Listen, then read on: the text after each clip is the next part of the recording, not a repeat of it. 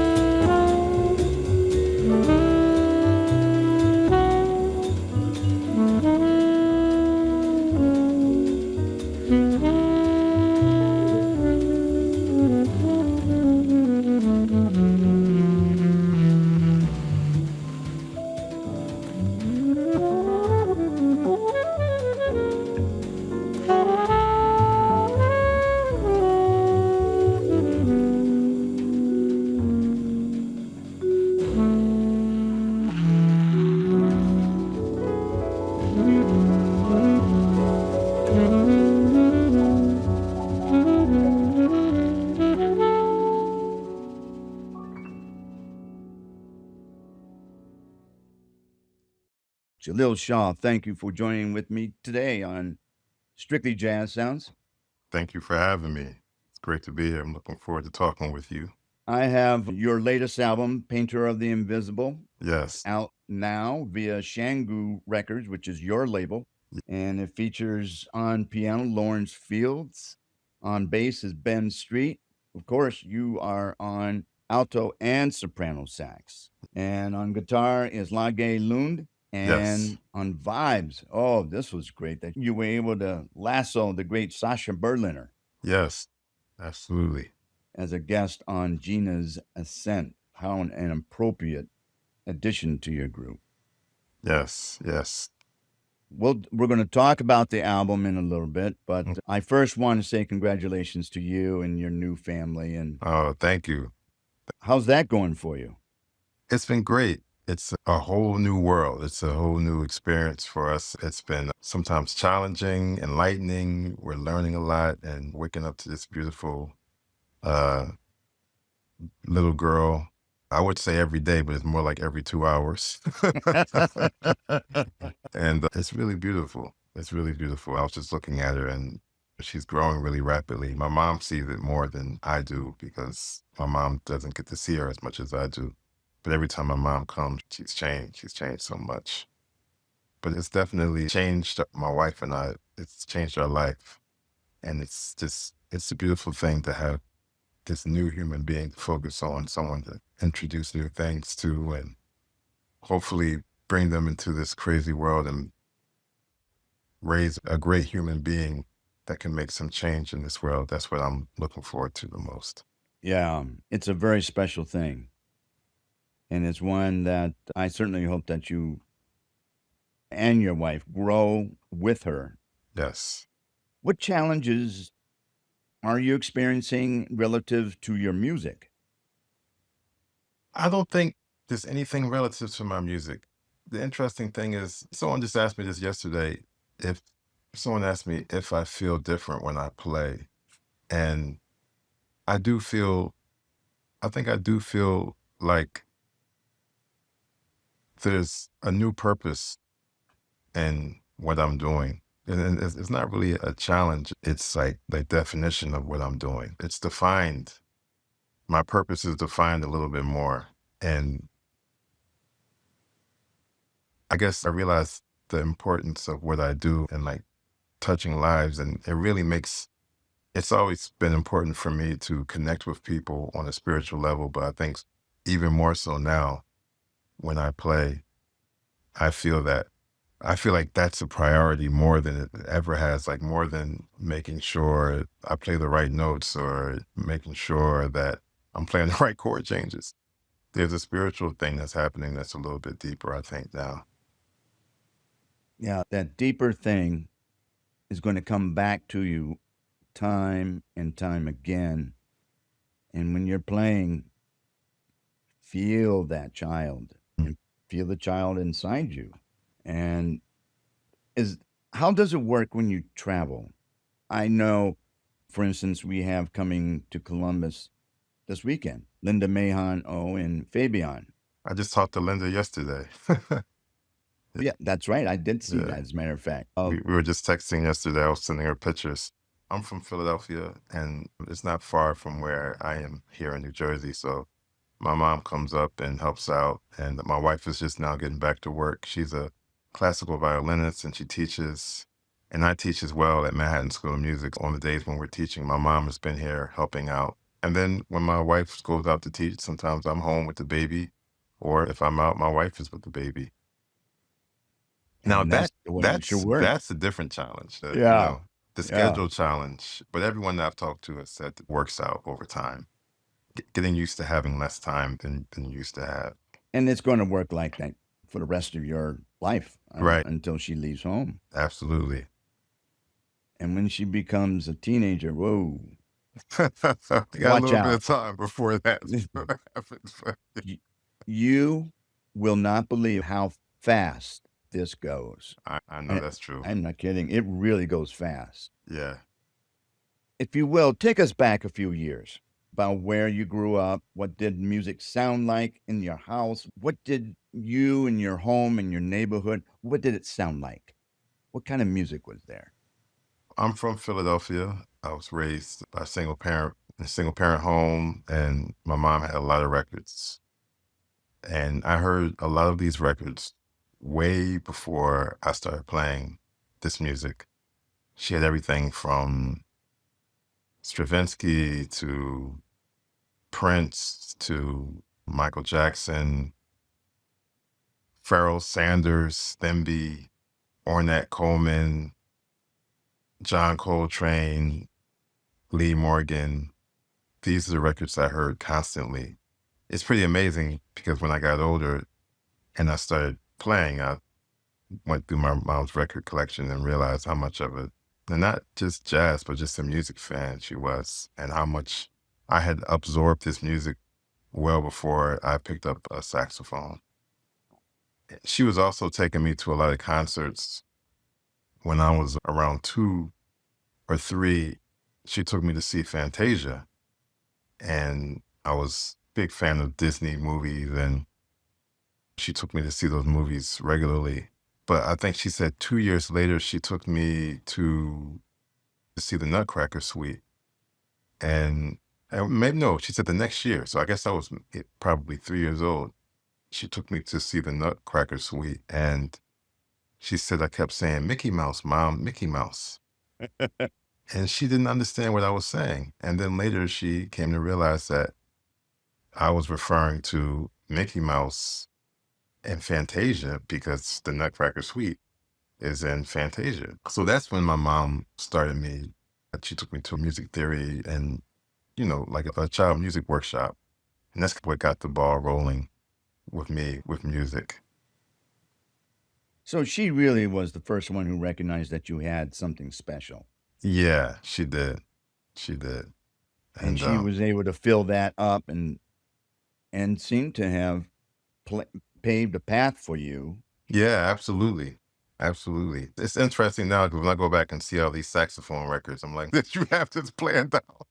Because she has Ornette Train, Pharoah Sanders, and it's a lot of stuff that's truly inspired me later on.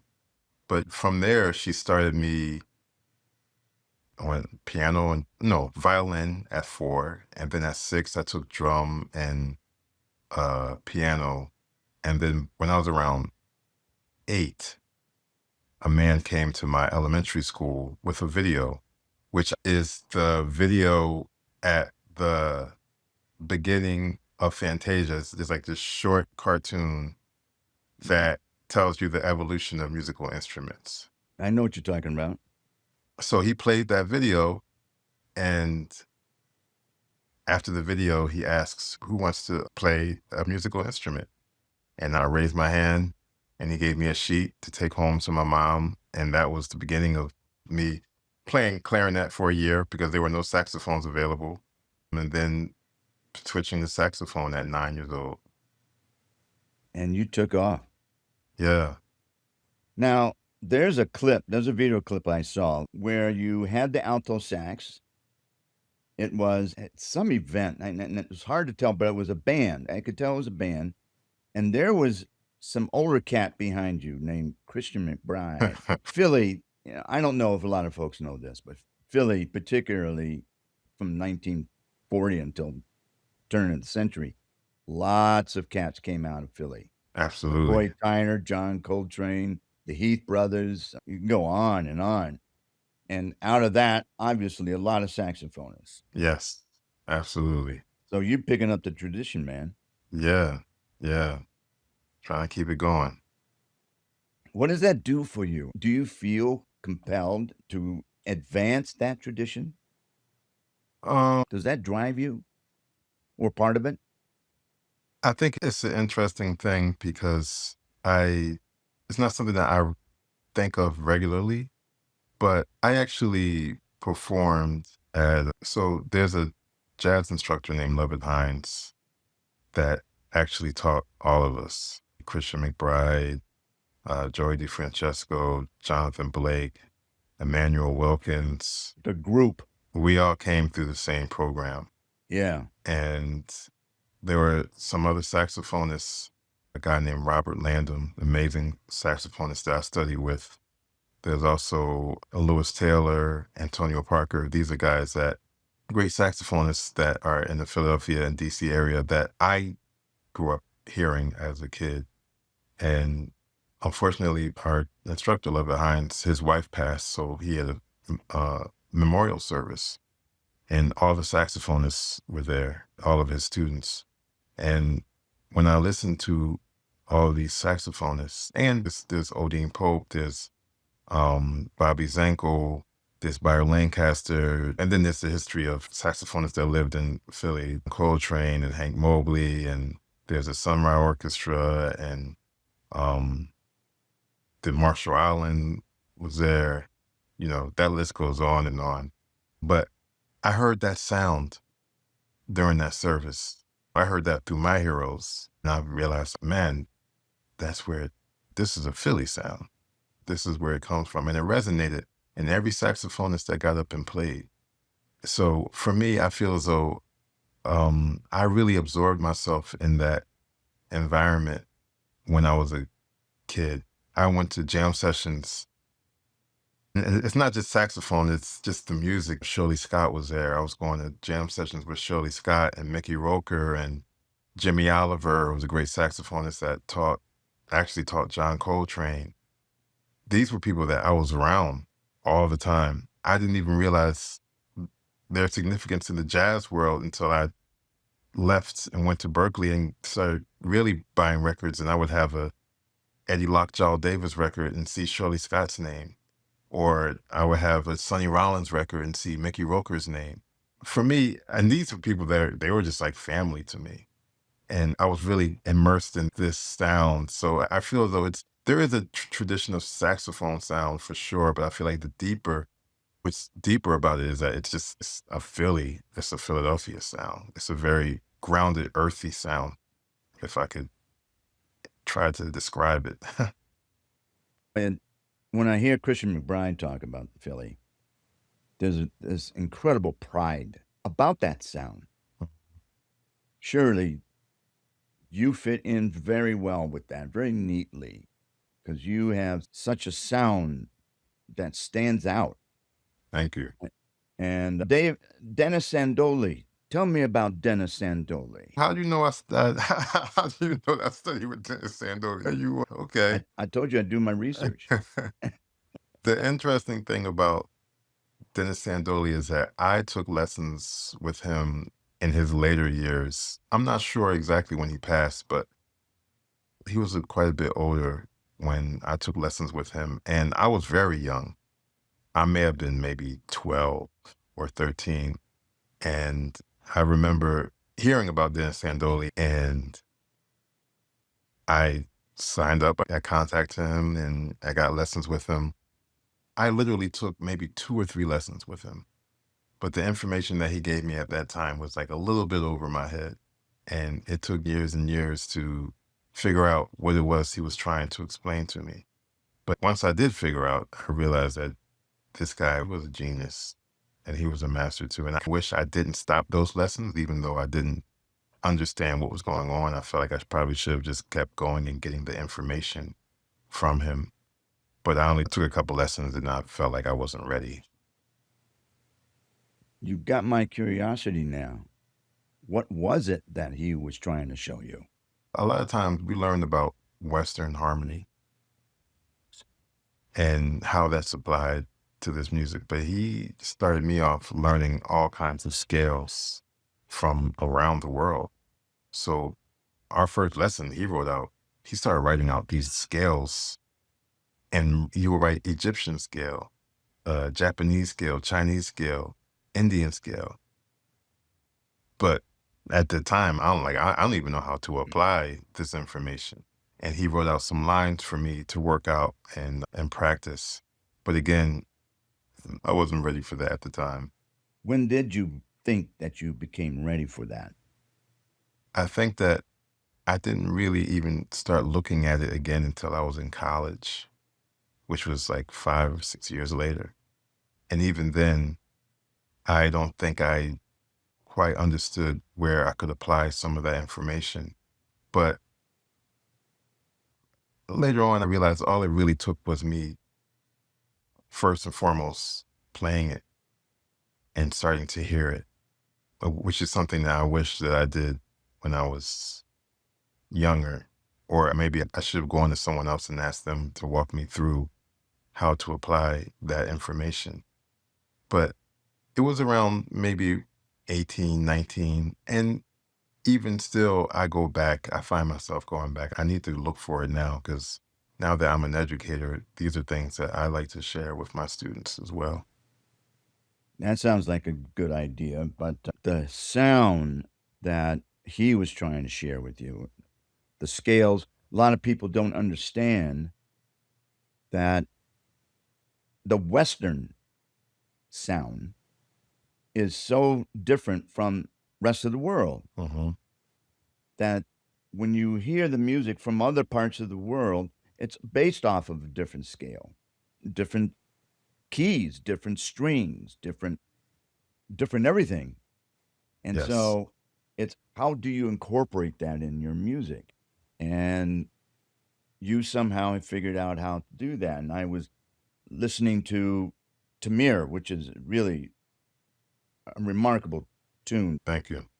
I listened to it like I'm listening to a Love Supreme. It's a very powerful piece. Thank you. And I applaud you for that. But I hear Coltrane in that. But Yes. actually, what I do hear are the scales. I hear you pulling that out Yeah. in the same way that John Coltrane did. Figuring it out still as we speak. I have been listening to a lot of different music lately. 17 years ago, I was in Paris with Roy Haynes, and a friend of mine who was actually a percussionist that I met in Brazil when I was there with Dave Holland lived in Paris at the time, and he told me, I'm going to a drum rehearsal. Do you want to come hang with me, or then we'll go get something to eat? And I was like, cool. I was really hungry. So I was really looking forward to getting some French food more than I was listening to the drummers, because I didn't really know much about, she didn't tell me much. She said, I'm going to go listen to the drum rehearsal. And I said, okay, cool, let's go. So she takes me to this drum rehearsal, and when I get there, at the time I didn't know who they were, but it was a drummer named Kareem Ziad and a bunch of Moroccan musicians, and they were working on our music. And I sat and listened, and I was intrigued, and I didn't insert myself. I didn't ask any questions, but she introduced me to Kareem Ziad afterwards. And he asked me, what were you doing in Paris? Are you hanging out? And I said, no, I'm playing with Roy Haynes this week. He said, Roy Haynes? He said, really? Like his antenna, his eyes lit up, and he said, Roy Haynes? And I said, yeah. He said, wow, you play with Roy Haynes? And I said, yeah. And he sat there quiet for 5 minutes. And he said, hey, I have a festival in Morocco, a Gnawa festival in Morocco. Would you like to attend? Would you Oh my like to God. come and play? And I'm thinking to myself, you haven't heard me play. And I asked him, I said, you haven't heard me play. So we play with Roy Haynes. I'm sure it'll be okay. And from there, I started building these relationships with Moroccan music. And I got really into the music of Gnawa music, which is a very deep African traditions paying tribute to the ancestors. It's an amazing festival. I've always been into Europe, around the world. I've been into Indian music. I've been into Asian music. But that really got the wheels turning a lot more and got me thinking like, yeah, I really need to make sure, because it's part of what I've been hearing all my life. It's what my mom was playing when I was a kid. That's what Pharoah Sanders was doing. That's what those Train records and the Ornette records were doing. So I always wanted to stay in that realm. And also, that's what Philadelphia was with Byron Lancaster, with Bobby Zankel, and Sun Ra Orchestra in a lot of ways as well. Absolutely. It's about exceeding boundaries, Absolutely. taking advantage of all the music that the world has to offer, Yes. not limiting yourself to Western music. Right. And then the you chord realize how much structure. that's inspired Western music as well. I think there are a lot of musicians, not just jazz. One of my favorite musicians is Derek Trucks. He's a slide guitarist, Right. and on guitar, he has incorporated a lot of Eastern music, Mm. and once in a while he'll slide into Coltrane. Oh, wow. In your travels, what would be one lesson from your upbringing that still shows up how you lead a band or carry yourself on the road? You have a family, and you go on stage. It's the intensity of the music, and when you're done, then what happens before you do that? What do you do to prepare yourself, and what do you do afterwards? Especially now that I have a newborn. It's like, get on the plane, I sleep. When I get to the hotel, I sleep. As time goes on, I'll get back to getting to the practice room and warming up and working on the music. Sometimes after the show, I decompress. I like to go for walks. I'm really into walking now, just as a meditation. It gives me time to reflect. Sometimes it gives me time to come up with new ideas. One thing I try to do actually is I try to record myself more frequently now. I went out on the tour with Dave Holland last fall, this trio with Dave Holland and Kris Davis. before that was a quartet with Kris Davis. In the fall, it was just Nasheed and Dave. And I recorded every performance. And I'm realizing more and more that just with the improvisations, sometimes there are ideas that I come up with that I want to expand on. So I sometimes take that time after the show to listen back to what I've played. Because when it comes to creating, like writing new material, I like to build on things that I've already done. I'm not like the kind of person that I don't like sitting down at the piano and say, okay, I'm going to write something.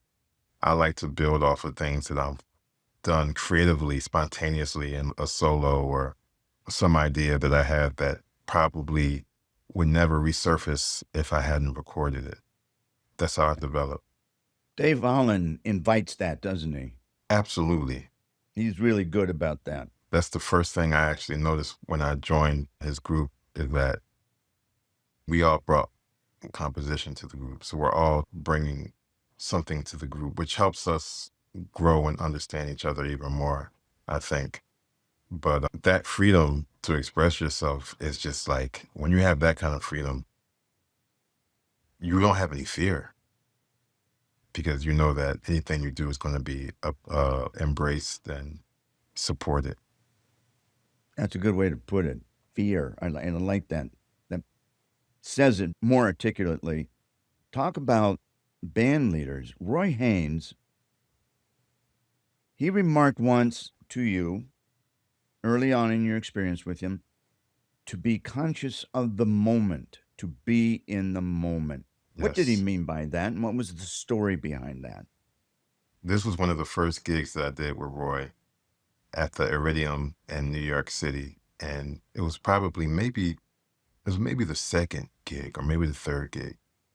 We got off the bandstand after one of the sets, and Roy looked a little disappointed. And I asked him, I said, "You okay?" And he said, "What's wrong with you?" He said, "Don't you want to play?" And I said, "Yeah." And he said, "Why are you taking these short solos?" And this was during a time when I was playing with a lot of big bands. I was playing with the Mingus Big Band. I was playing with the Count Basie Orchestra. I was doing some stuff with the Vanguard Orchestra. And sometimes even some of my peers from time to time would get on you if you took long solos.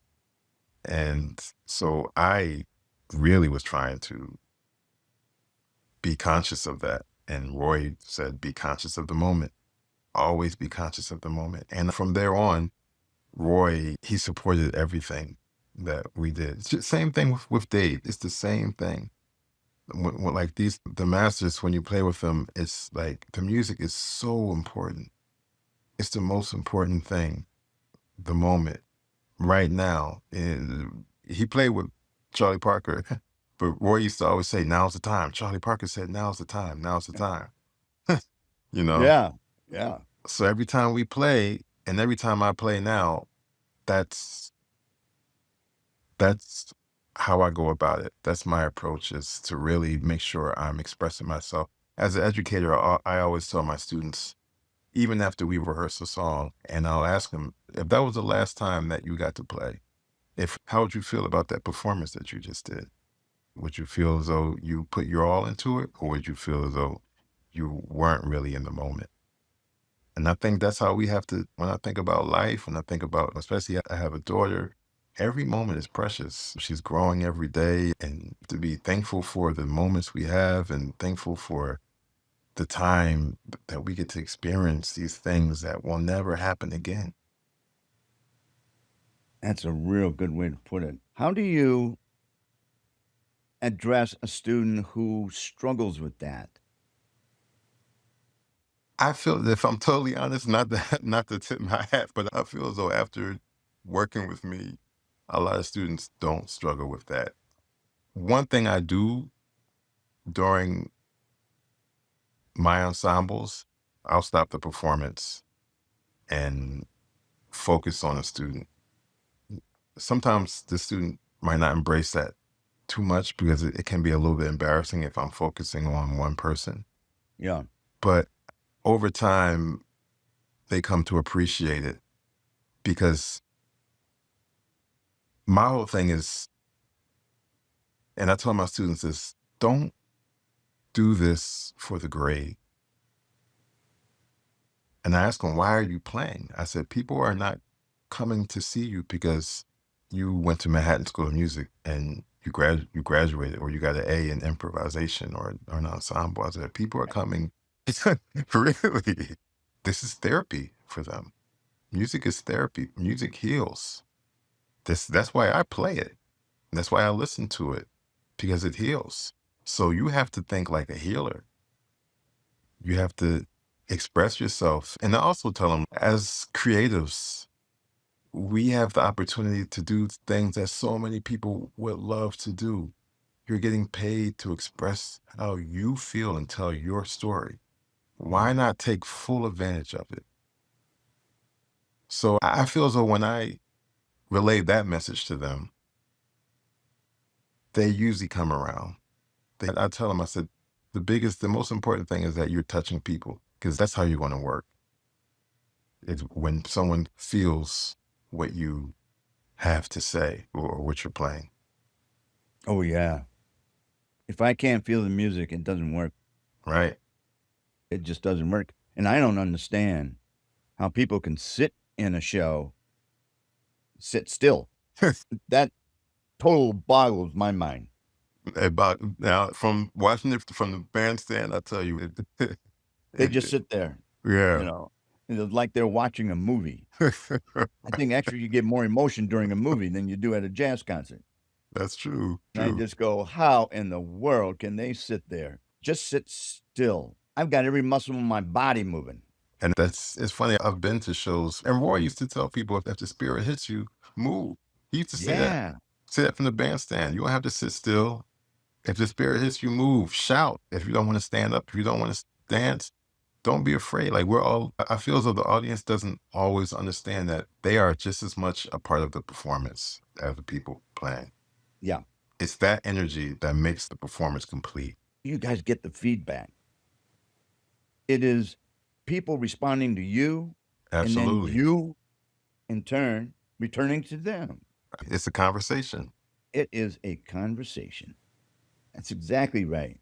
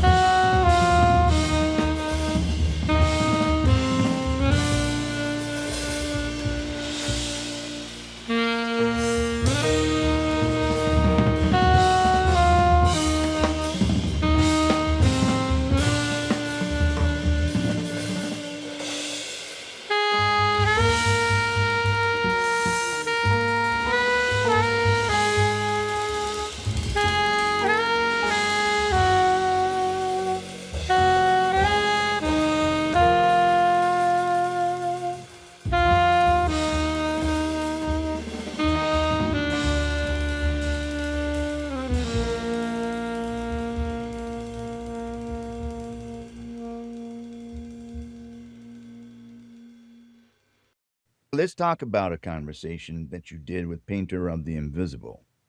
What's the story behind that? What were you trying to tell in this recording? With Painter of the Invisible, I wanted to celebrate my ancestors, my family, people that I had passed that were close to me. I wanted to tell Painter of the Invisible is really telling the stories that haven't been told or haven't been, I feel as though have not been told enough. And tributes to people like Tamir Rice, um, to my cousin that passed away of cancer, to someone like Megan Stabile, who was amazing producer slash promoter, who was lost her life at a young age. And then it's also me telling my story of sometimes feeling invisible and my experience as a Black man and things that relate to me. And when you put this together, when it was coming to you, were there other events that suddenly sparked it, or is this something that you drew out over time? I think, because it was 13 years from your last album. right. Yeah, I There's think, a gap in there. yeah, there is a gap. I also did a solo saxophone album called Echoes. Yeah, Um, oh, it's great. I oh, love it. thank you. I feel as though this is probably a culmination of everything. I think it's just me really telling my story. Now, I did lose my grandmother. Distant Images is for my grandmother. I lost my cousin, and that was probably a couple years before I recorded the album. And then Tamir was something that I always wanted to tell. I always felt like not enough people feel or understand how that resonated with the Black community and the world as a whole. I feel like it's something that people don't talk about enough.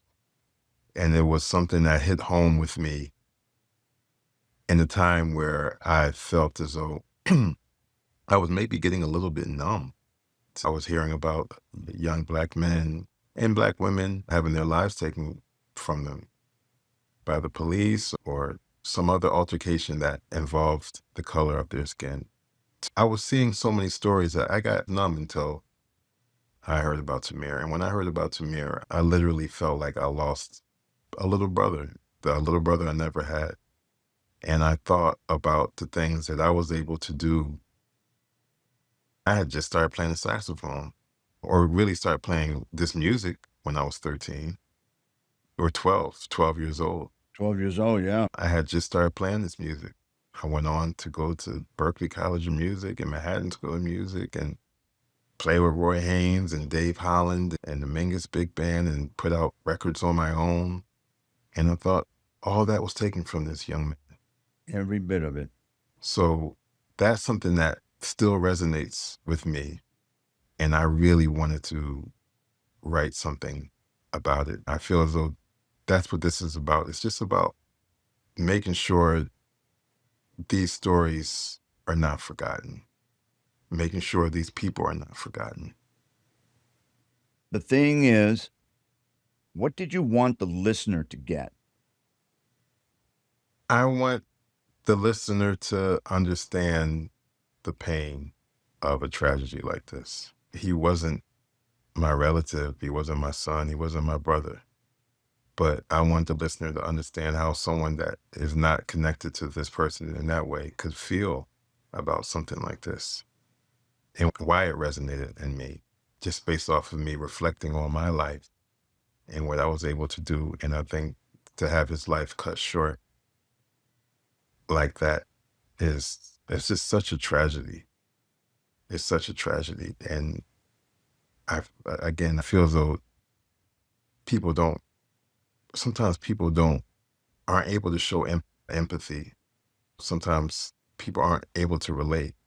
And sometimes sound can do that. Sometimes hearing a mother cry can do that. So I wanted to have that kind of energy of someone just hearing. For me, Tamira is that first, the impact of just first hearing about that.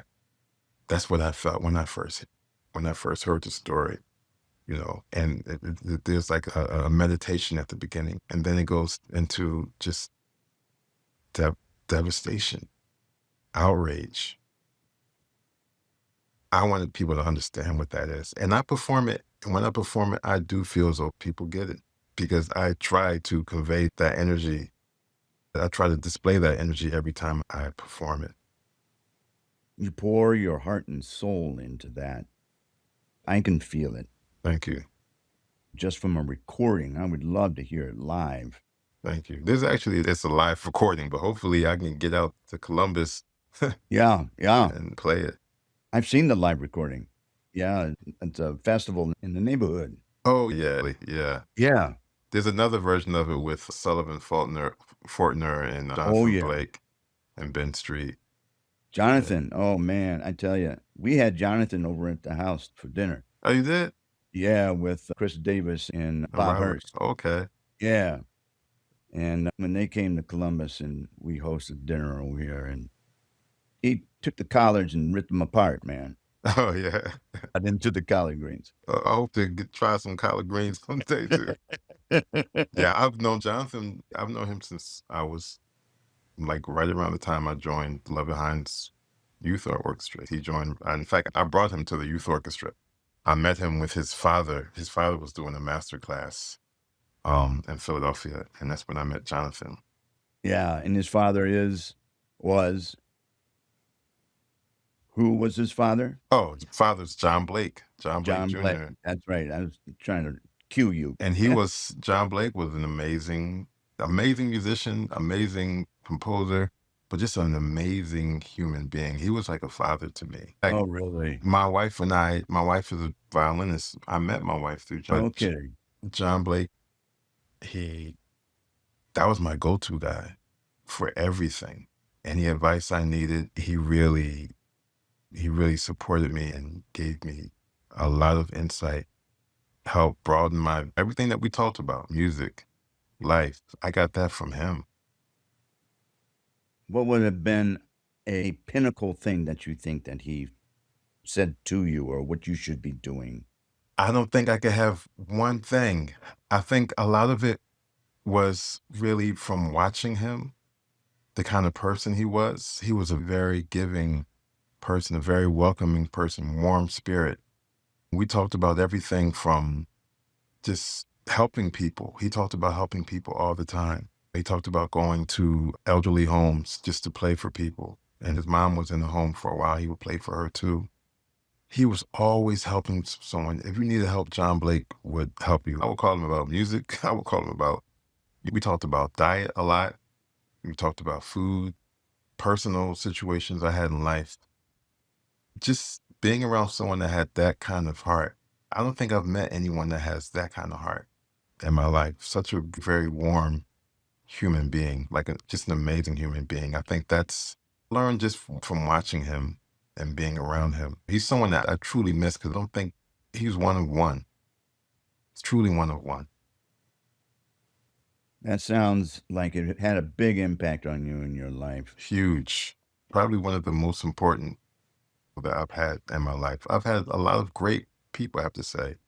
Also, Lovett Hines, the guy that had me and Christian and Joey and Jonathan, and there's Rayburn Wright, who was my saxophone teacher.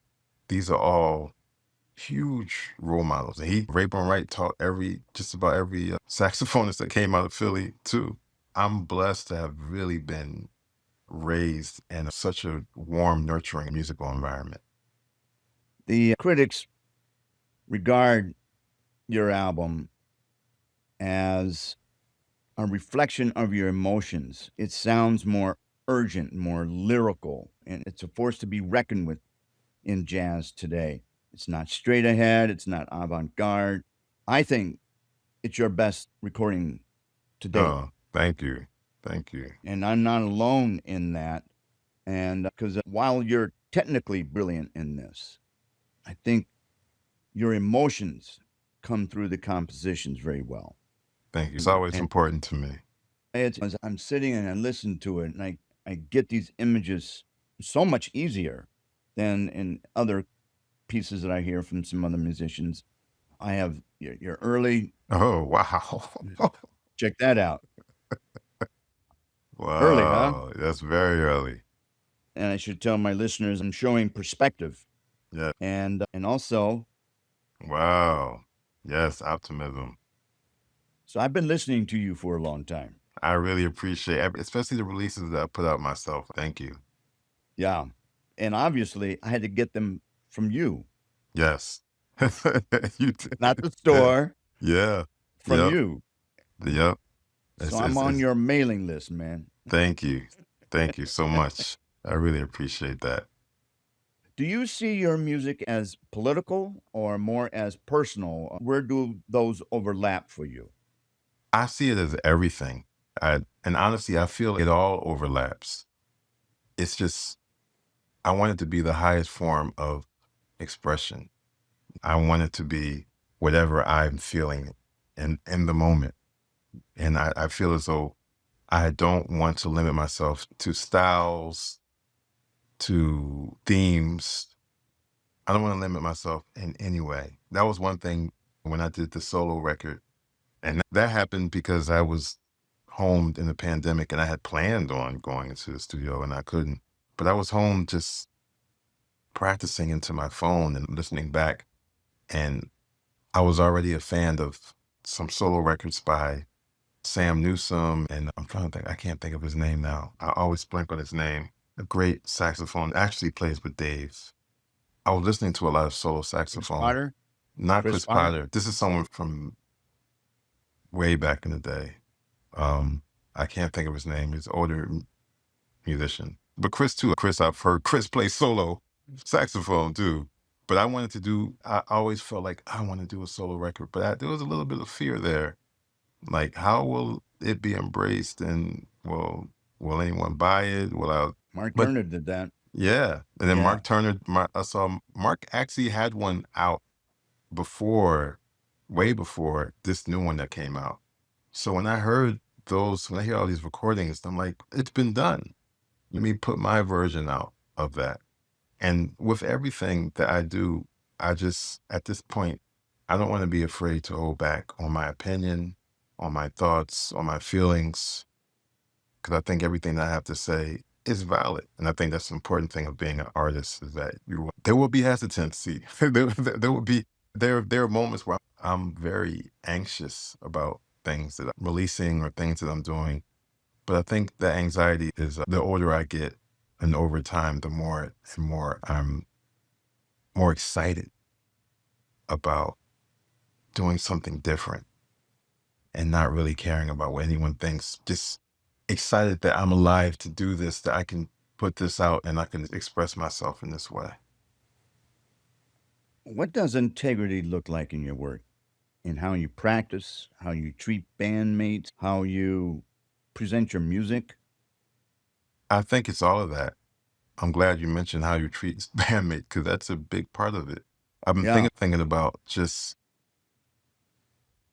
how important your relationship with your band, with your band members or bandmates is, whether as a sideman or as a leader, how important it is to feel comfortable. Because when you're in a bandstand, there has to be a strong sense of trust. Someone's going to support you, that someone has your back. I watch comedy a lot. I like a lot of comedians lately, and I realized that they're on the stage by themselves, but someone had to laugh at them. Someone had to laugh at their jokes to build up their confidence, to get up on that stage. And they had that from a very young age. And that's why they developed into be these great comedians, because they had that support. And I feel as though it's the same thing with music.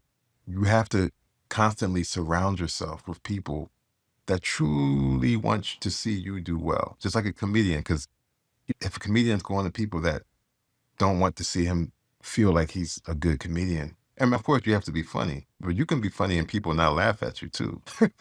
Which can be right. sometimes hard to do, but there can be people that Yeah. don't want you to do well.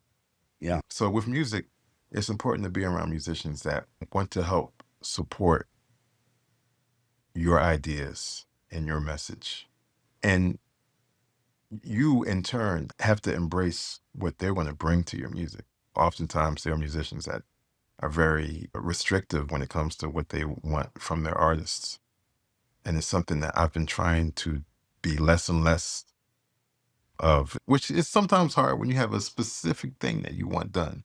But overall, if you hire someone to play your music, you have to be prepared for them to bring in their story, their notes from their perspective. Mark Turner said that the way that he composes with the musicians in mind. I heard that, and we was talking about Jason Palmer, and I hear that. I hear that on that album. How about that? Yep, I hear. How do you compose? I don't always compose with musicians in mind. I'm actually starting a new group. It's a group with trumpet and drums and bass. I'm thinking about that music with the musicians in mind more. I think lately, when it comes to my music, I've been really just thinking about how I feel. Most importantly, it's the emotions. Because at this point, the musicians that I play with, I've been playing with Lawrence since, with the soundtrack of Things to Come, that's 2013. Yeah. 13 years. That's right. So I don't even consider it. I'm not that I don't consider Lawrence, but I already know I know that Lawrence is going to be right there with whatever I bring. You know what he's going to bring to the table. Absolutely. So I just write based on what I just make sure that I'm sincere. Since sometimes that can be tricky. Sometimes I can write something and just want to finish the piece and put something in the music I can later listen to it and think that's not it. You have to trust them, though. Absolutely. Absolutely. For them to get across what you're trying to. Absolutely. Absolutely. And I think ultimately that's what with whoever I hire, is someone that I trust to fully support my story or my message or my ideas. What do you hope people feel or understand after hearing you live? I hope people understand the importance of love. I hope people understand the importance of community and that we all need each other. One thing that I notice from time to time when I play is sometimes I'll go to a club as a listener, sometimes I'll go as a performer. And quite often, I'm one of very few African Americans in the audience. Yeah. And sometimes it's interesting because there are times that I wonder when I'm playing if my message is getting across, especially something like Tamir, because I never know how everyone in the audience feels about something like that, because that can come across as somewhat political. Just saying his name sometimes can stir up things in people. So I think, especially for me with music, it can be strange saying this as a Black man. Sometimes my audience doesn't look like me. And I want them to truly understand where I'm coming from and who I am. Because sometimes they don't get the opportunity to see someone like me play. So I want people to understand that. And when I say community, I don't mean immediate community. Be able to understand different communities and understanding that we all have hearts, we all have different circumstances, and that we need each other. We really need each other. I'm going to wrap up with one more question here. I understand that you have a very special fan who shows up at most of your shows. Your mother. Oh, yes. I'm like, who is that? Your mother. That's very true. She's pretty special to you, isn't she? My mom is very special to me. My mom is the reason why we're sitting here talking right now. As I've become a father, she amazes me even more because she did it as a single mother. And with all the challenges that I've told you that we have so far, I have no idea how she did it by herself. But she had me playing violin, then piano and drums, clarinet, saxophone, later taking flute, drum lessons, basketball practice, football practice, music rehearsals on the weekend. My mom has always been there. And even now, the funny thing is now when I go to perform, usually she comes here to babysit. So she asked me, her thing is now, is it streaming? Is it, she wants to watch. But my mom will drive up from Philly, see me play in New York, and drive right back. You know, Wow. she's done that for years. She would drive up to Boston to see me play when I was studying at Berklee College of Music. I think that having someone in your corner like that makes all the difference in the world. And I'm extremely thankful for her. Extremely. I'm very thankful for you too. Thank you.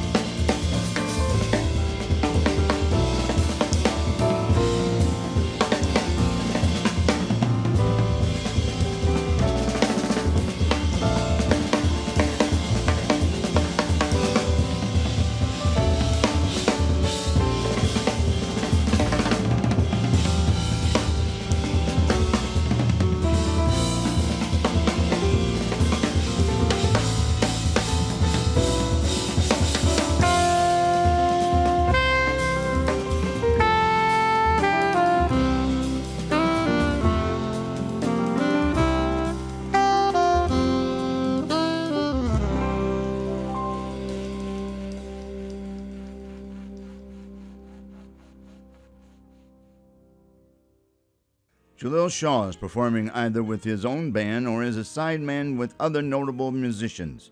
To learn more about where you might see him and hear his tremendous music, go to jaleelshaw.com, or you friend him or find him on Instagram. Thanks to Shangu Records and Jaleel Shaw for providing the music from his latest release, Painter of the Invisible. This show's theme music is from Johannes Wallman from his album Precarious Towers. You can now find Strictly Jazz Sounds on YouTube and All About Jazz, as well as on the major streaming services. Support live jazz wherever you are. It's moving into jazz festival season, and there's going to be some incredible music played this year. Check one out that's nearby you. In Los Angeles, check this out. Los Angeles is hosting their first ever Los Angeles Jazz Festival. It's in August, and it lasts for 25 days, and it ends on the Dockweiler Beach. I'm stopping by at least one of the shows. April is Jazz Appreciation Month. Make sure that you go and do something to appreciate jazz. I know you have a choice of podcasts, and you selected this one. Thanks for listening. This has been Strictly Jazz Sounds, your podcast for conversations about all things jazz. I'm Steve Browngen.